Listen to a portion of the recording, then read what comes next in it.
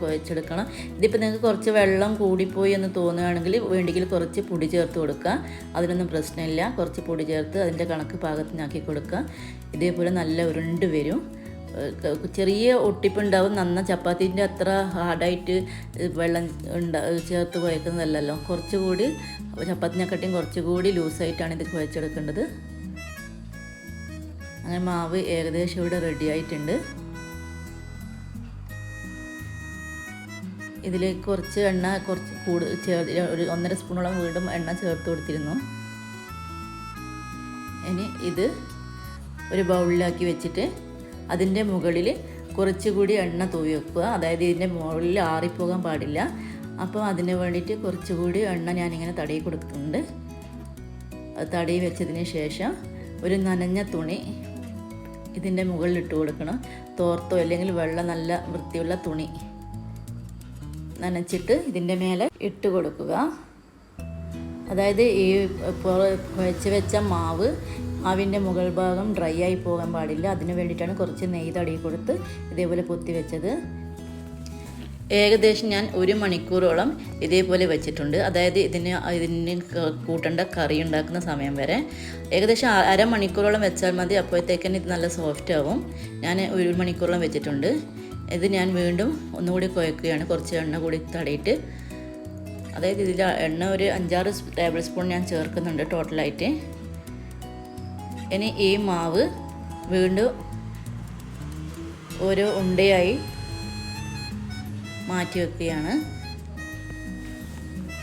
ഇപ്പോൾ ഈ ഒരു ഉണ്ട കൊണ്ട് 2-3 പൊറോട്ട നമുക്ക് ഉണ്ടാക്കാം. വീശി അടിച്ച് കഴിഞ്ഞാൽ ഈ മാവ് മുഴുവനും ഇങ്ങനെ ഓരോ പാർട്സാക്കി ഉണ്ട പിടിച്ച് വെക്കുകയാണ്. ഇതേപോലെ ഉള്ളിലേക്ക് ഇങ്ങനെ കൈയിൻ്റെ ഉള്ളിലേക്കാക്കി ഇങ്ങനെ തിരികെ എടുത്തു കഴിഞ്ഞാൽ നല്ല പെർഫെക്റ്റ് ആയിട്ടുള്ള ഉണ്ട കിട്ടും. കൈയിൻ്റെ ഉള്ളിൽ വെച്ചിട്ട്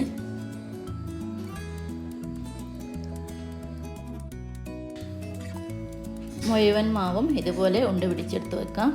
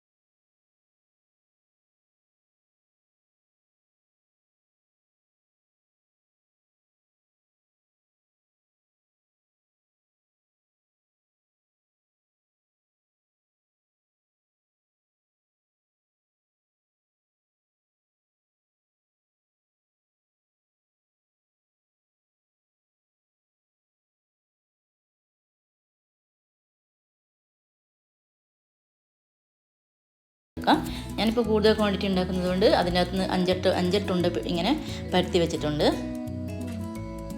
ഇനി അത് വീശണം. ഇത് എനിക്കറിയുന്നത് പോലെ ഞാൻ വീശുകയാണ്. എന്നാലും നല്ല സോഫ്റ്റായിട്ട് കിട്ടിയിട്ടുണ്ടായിരുന്നു. ഞാൻ ആദ്യം തന്നെ ചപ്പാത്തി കോലി വെച്ച് അതിൻ്റെ സൈഡ് ഇതേപോലെ ഒന്ന് പരത്തി കൊടുക്കുകയാണ്. ഇത് നടു കൂടുതൽ പരത്തി കൊടുത്തിട്ടില്ല, സൈഡാണ് ഇങ്ങനെ പരത്തി കൊടുത്തത്.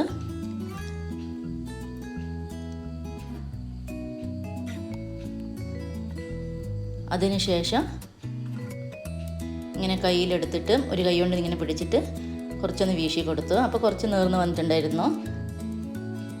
നല്ല നേർങ്ങനെ തന്നെ അപ്പോൾ വീശിയിട്ട് കിട്ടിയിട്ടുണ്ട്. ഒന്നാമത് മൈദ മാത്രം വെച്ച് ചെയ്തതാണല്ലോ. അതേസമയം ഇതിൻ്റെ കൂടെ ഗോതമ്പ് പൊടി കൂടി ചേർത്തിട്ട് പകുതി ഗോതമ്പ് പൊടിയൊക്കെ ചേർത്ത് ചെയ്യുകയാണെങ്കിൽ ഇതേപോലെ വീശാൻ വേണ്ടി കുറച്ച് പാടായിരിക്കും. ഇത് മൈദ തന്നെ വെച്ച് ചെയ്തുകൊണ്ട് പൊട്ടാതെ തന്നെ ഇതേപോലെ വീശാൻ പറ്റിയിട്ടുണ്ട്. ഇനി അത് ഞാൻ വീശിയെടുത്ത് വെച്ച് അത് ഞാൻ 4 ലെയറാക്കുന്നുണ്ട്. 3 ലെയറാക്കിയാൽ മതി. ഞാനിത് 4 ലെയറാക്കിയിട്ടുണ്ട്. ഒന്ന് നന്ന ചെറുതായിട്ടാണ് ഉണ്ടായത്. ഇനി അത് ഒന്ന് വലിച്ചിട്ട് നമ്മൾ പൊറോട്ടയ്ക്ക് ചുരുട്ടുന്നത് പോലെ ചുരുട്ടി വയ്ക്കുക. ഇതേപോലെ ഒന്ന് ചുരുട്ടി വയ്ക്കുക. എല്ലാം ഇതേപോലെ തന്നെ റൗണ്ടാക്കി എടുത്ത് വയ്ക്കാം. അതായത് ഒരു ഉണ്ട ഇതേപോലെ ആക്കി കഴിഞ്ഞാൽ ഒരു 3 എണ്ണം നല്ല ഒരു വലുപ്പത്തിൽ തന്നെ ഉണ്ടാക്കാൻ പറ്റും. ഞാൻ 4 എണ്ണം മുറിച്ച് പോയിരുന്നു, കുറച്ച് ചെറുതായി പോയത്. ഇനി അടുത്ത ഇങ്ങനെ പരത്തി വെച്ചത് വീണ്ടും നീർത്ത് കൊടുക്കുക. നടു ഒഴിച്ചിട്ട് സൈഡൊക്കെ ഇങ്ങനെ നീർത്ത് കൊടുത്ത് വീശിയെടുക്കുക.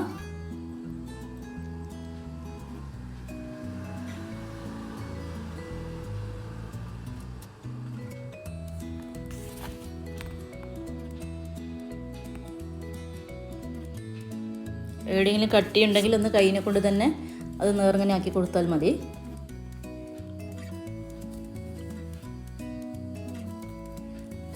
ഇത് നേരത്തെ ചെയ്തതുപോലെ തന്നെ പീസാക്കി 2-3 പീസാക്കി ഓരോന്നും ചുരുട്ടിയെടുത്ത് വയ്ക്കുക. ഇനി ആ മടക്കി വെച്ച് ചുരുട്ടിയെടുത്ത് വെച്ച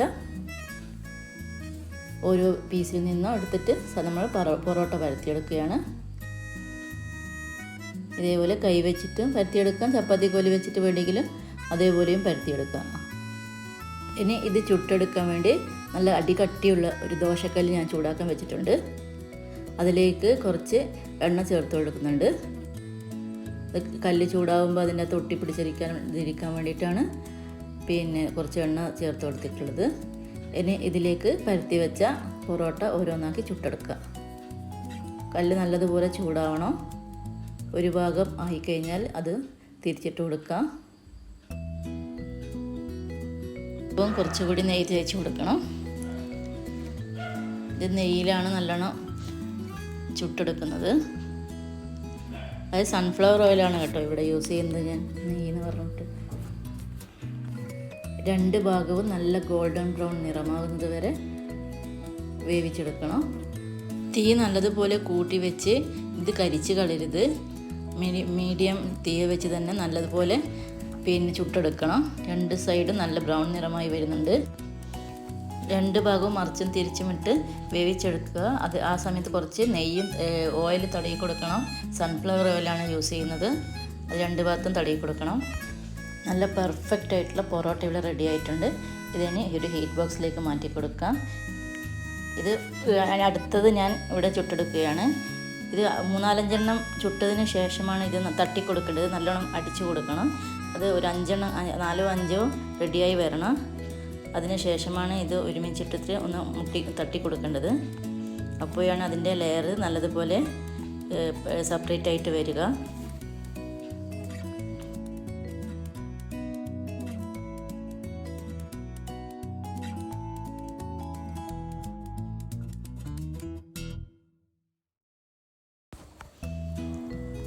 നാലെണ്ണമോളം ഇവിടെ റെഡി ആയിട്ടുണ്ട്. ഇനി ഈ 4 എണ്ണം ഒരുമിച്ചാക്കിയിട്ട് ഒന്ന് തട്ടി കൊടുക്കണം. ഇതേപോലെ 4 എണ്ണം ഒരുമിച്ച് വെച്ചിട്ട് 2 സൈഡും നല്ലതുപോലെ അടിച്ചു കൊടുക്കുക. അന്നേരമാണ് ഇതിൻ്റെ ലെയർ വേറെ വേറെ ആയിട്ട് വരിക. 2 ഭാഗവും നല്ലതുപോലെ മുട്ടി കൊടുക്കണം. നല്ല സോഫ്റ്റ് ആയിട്ടുള്ള പൊറോട്ടയാണിത്. എന്തായാലും നിങ്ങളിത് എന്തായാലും ട്രൈ ചെയ്ത് നോക്കണം. നല്ല കുട്ടികൾക്കൊക്കെ എന്തായാലും ഇഷ്ടപ്പെടും ഇത്. ഇതുപോലെ ബാക്കിയെല്ലാം ഞാൻ ചുട്ടെടുത്തിട്ടുണ്ട്.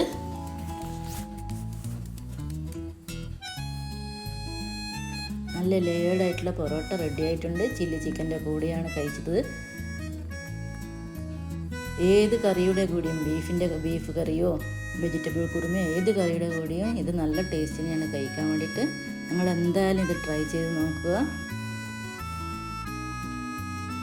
എൻ്റെ ഈ വീഡിയോ നിങ്ങൾക്ക് ഇഷ്ടപ്പെട്ടിട്ടുണ്ടെങ്കിൽ സബ്സ്ക്രൈബ് ചെയ്യാനും കമൻറ്റ് ചെയ്യാനും ലൈക്ക് ചെയ്യാനും മറക്കരുത്. ഷെയർ ചെയ്യുകയും വേണം. എന്തായാലും ഇത് നല്ലൊരു റെസിപ്പിയാണ്. നിങ്ങൾ എന്തായാലും ട്രൈ ചെയ്ത് നോക്കണം. ഇതിനെക്കുറിച്ചുള്ള കമൻറ്റ് ബോക്സിലിടണം. സബ്സ്ക്രൈബ് ചെയ്യാതെയാണ് നിങ്ങൾ ഈ വീഡിയോ കാണുന്നതെങ്കിൽ ഒന്ന് സബ്സ്ക്രൈബ് ബട്ടൺ കൂടി ഒന്ന് എനേബിൾ ചെയ്യണേ.